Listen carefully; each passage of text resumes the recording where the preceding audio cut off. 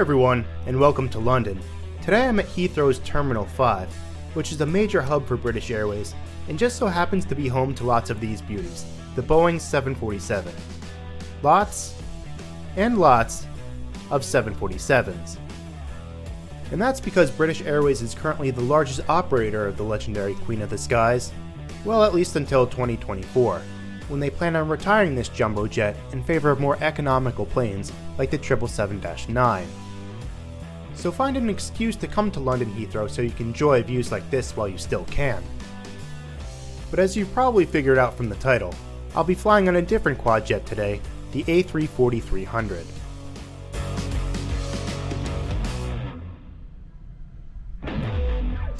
This A340 belongs to Air Belgium, an airline which restarted operations in 2018 after an 18-year hiatus. Air Belgium jumped into the aviation scene with lofty goals and initially intended on connecting Belgium with Asia and then eventually expanding into North America. This proved to be a little too ambitious, however, and they ended up terminating their first revenue service to Hong Kong after only a few weeks, and instead started leasing their planes to other airlines. From the outset, Air Belgium raised a lot of eyebrows, with one of its most controversial decisions being its choice of aircraft, the Airbus A340. At a time when most airlines are turning away from gas-guzzling quad-jets, Air Belgium went the opposite route and took on 4 former Finnair A340s. While this might not have been the best business decision, I'm just excited to fly in a jet that's being retired and sent to the scrapyard almost as fast as a 747.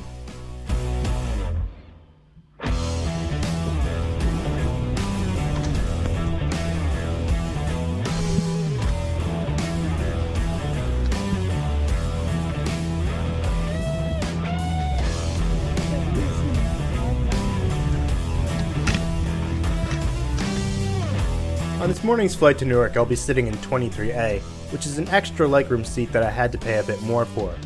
I decided to shell out the extra cash, not for comfort though, but because I'm an av geek who loves a good wing view. London will fly for us to Newark,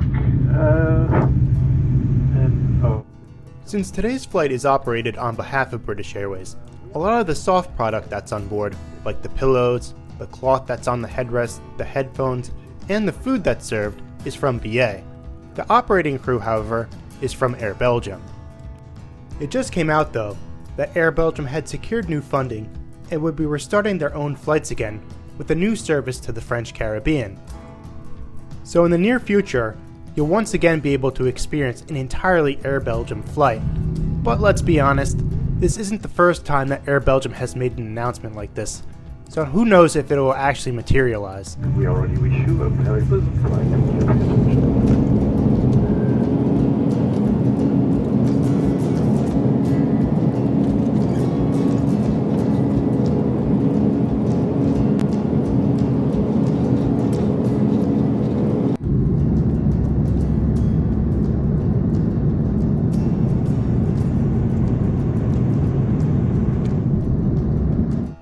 Now that we've reached cruising altitude, let's take a closer look at the seats and the cabin.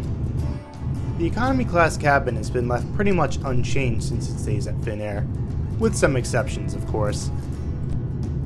But by and large you'll get the same product that you would get on any older Finnair widebody. I really think paying the extra money was worth it for this seat, because there was a ton of legroom, and I didn't feel claustrophobic at all throughout this flight.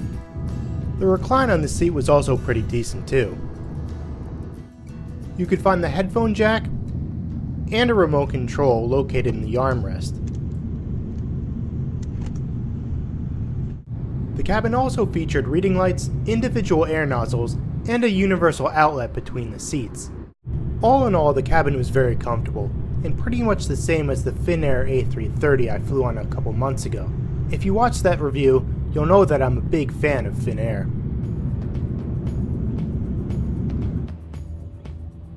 Shortly after we had gotten up into the air, the crew came around and gave us a choice of 2 drinks and a bag of pretzels.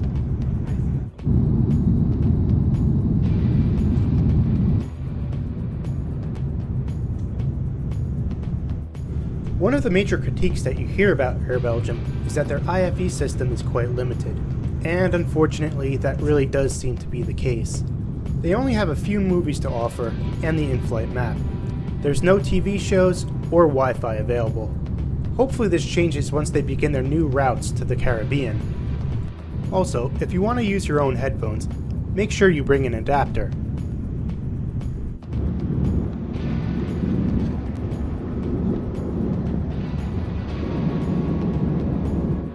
There's 6 lavatories in the economy class cabin, and the crew did a really nice job of keeping them clean throughout this entire flight.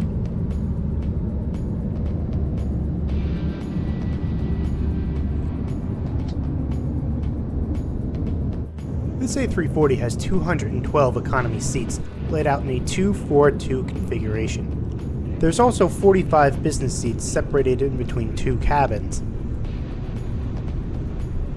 As I mentioned before, the catering on this flight was from British Airways. You could choose between pasta or chicken. I decided to go with the pasta.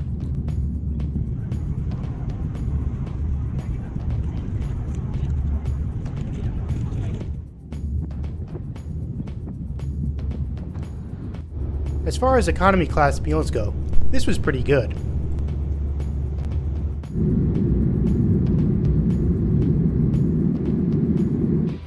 About 3 hours before landing, the crew came around and gave everyone more water and these ice cream bars, which were fantastic.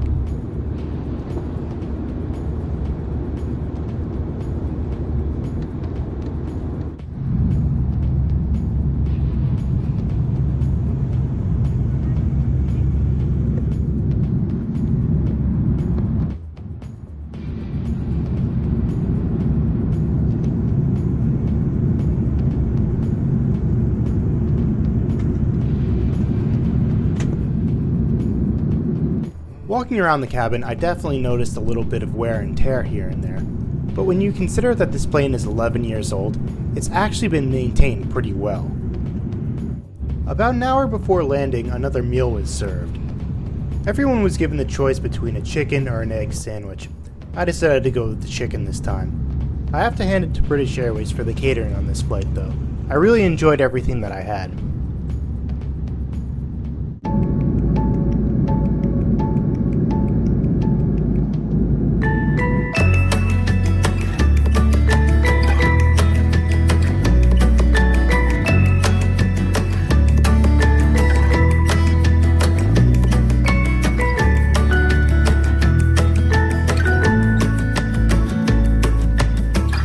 As we make our descent into Newark, let me sum up this flight.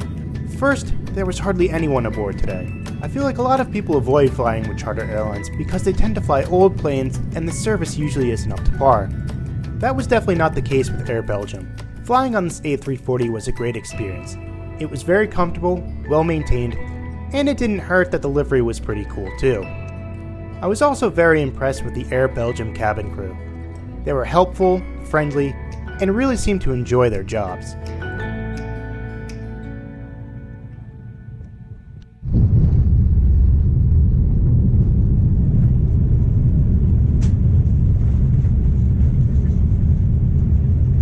Please be aware all mobile phones must be switched off prior to entering the custom hall.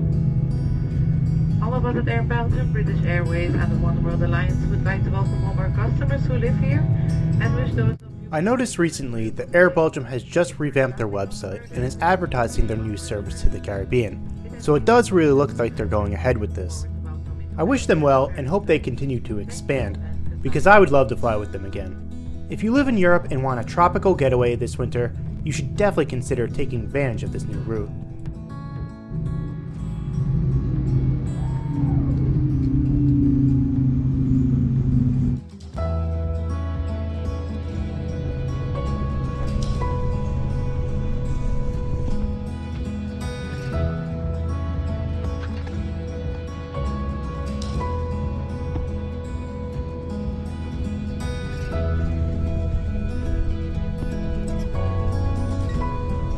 Well, that'll do it for this trip report. I hope you enjoyed it.